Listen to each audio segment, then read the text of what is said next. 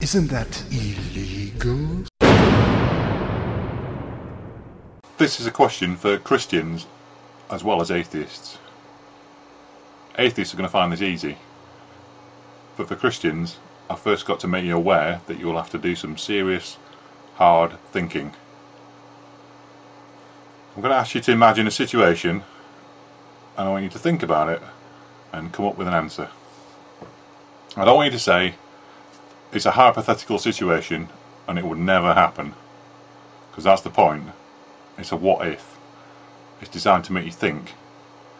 And if you can't think beyond what you already know and imagine what I'm about to ask you, then you've already confirmed what I think about religion. So that's enough of me being cryptic. Here's what this video is about. Imagine that you, if you're a religious person, imagine that you are an atheist. Imagine that you don't believe in God, that you don't believe in the Bible, you don't believe in Jesus Christ or any of the other gods or religions in the world. Imagine you are 100% atheist. You're not even agnostic. You're certain in your mind that there is no God. Imagine that you've always been this way, so there's never been a time when you haven't been an atheist. Okay? Now answer me this question. Knowing yourself, knowing who you are as an individual, and remembering that you have put yourself in the position of a non-believer, what is stopping you now from going out onto the street and murdering somebody? What's stopping you from robbing the first person you see on the street when you go out? I don't mean the police that are stopping you. I mean, what is it inside your mind that tells you that these things are wrong? Because now you don't have the option of saying, what would Jesus do? The only fallback you have is, what would you do? If the answer is that you're fearful of the consequences, that you might get caught and punished by the law, is that really the reason you don't go out and commit the crime? Would you kill somebody if you knew you could get away with it? If there were no consequences? Or is it that you restrain yourself, or you probably don't even get the urge at all, because you don't want other people to suffer because of your actions? Imagine that you're passing somebody on the street. Somebody who's just lying there. Their head's bleeding. They're unconscious. They look in a bad way. What would you do? Remember that you don't believe in God. You believe there's nobody up there watching you. So in theory, there are no consequences if you just walk right past and do absolutely nothing. Nobody will ever know if you let this person bleed to death. But what would you do if you personally did not believe in God? These are basic questions, basic moral questions. Now, personally,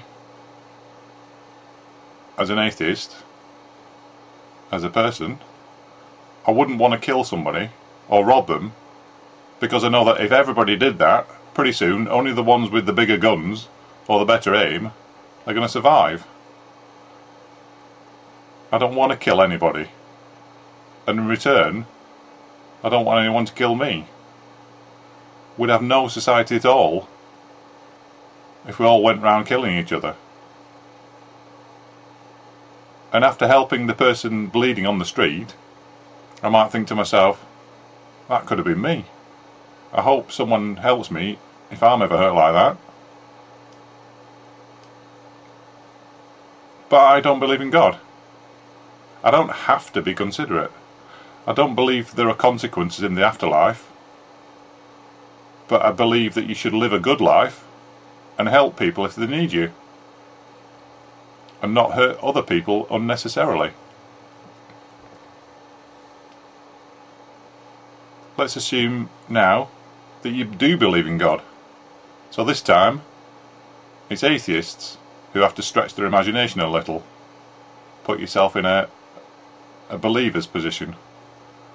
So, you believe that God will punish you if you sin.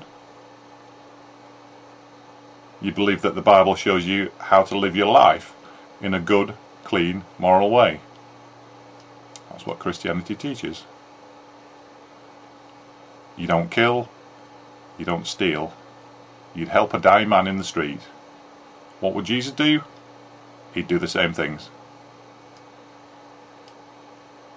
But wait a minute. Just a minute ago, when you were an atheist, or if you were a Christian, you imagine you were an atheist, you weren't tempted to kill or steal. You'd still have called an ambulance for the person bleeding in the street.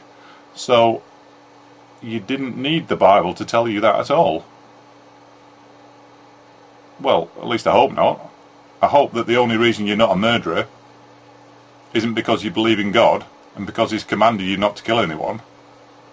If that was the only reason stopping you shooting somebody, what would that tell you about your ability to control your own actions? It was within you to make that choice for yourself. It was within you to make moral decisions of your own. You don't need a religious book to tell you how to live your life. Because even if you didn't believe in it, you would still make the same decisions. People who don't believe in God make the right choices every day. If you want to call that decision process good moral values, then it's obvious that it's possible for atheists to have good moral values.